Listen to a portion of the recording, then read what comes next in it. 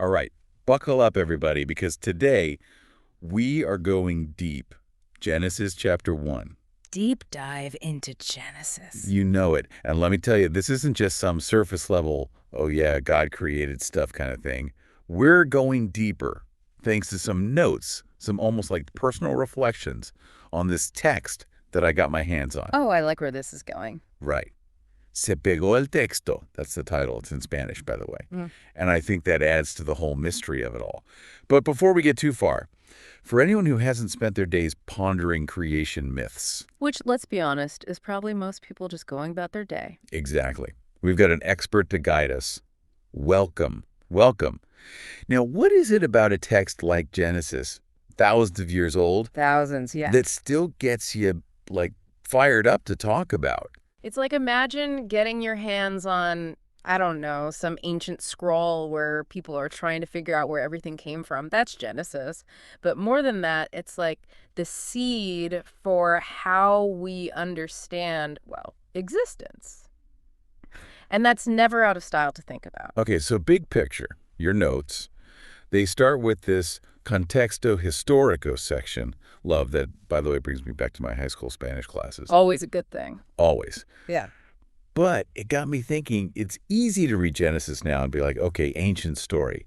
But these were real people grappling with the universe. Totally. Trying to figure it out just like we are, just with, different tools. And that's what I love about the Torah, where we find Genesis. It's not just some rule book, it's a story, like humanity's first attempt at, here's why we're here, cosmically speaking. Yes. And that's powerful stuff. Okay, so let's get into the actual text.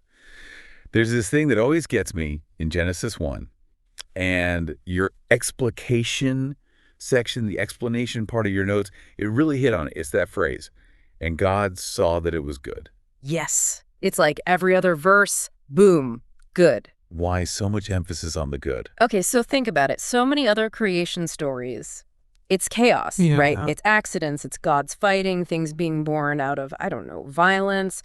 Genesis is radical. It's saying there's inherent order, purpose, and that goodness, it's not an accident, it's by design. That was huge. And that actually, and I love how your notes connect this, it ties into a super interesting part, but a tricky one. It's that whole man ruling over creation. Oof. Tough one to tackle today. No kidding. And it's so easy to misinterpret, right?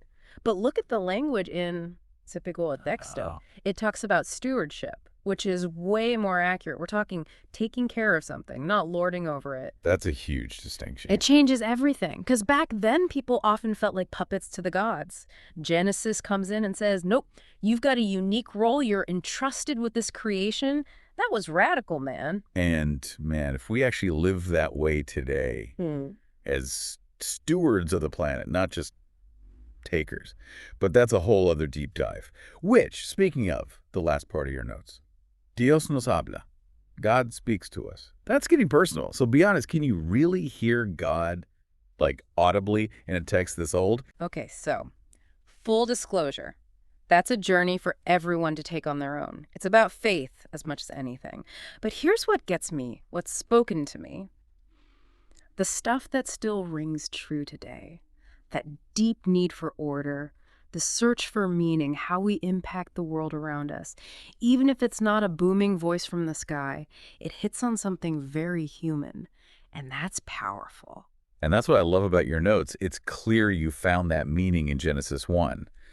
But if you had to pick, like, the one thing you want someone listening to walk away with, what would it be?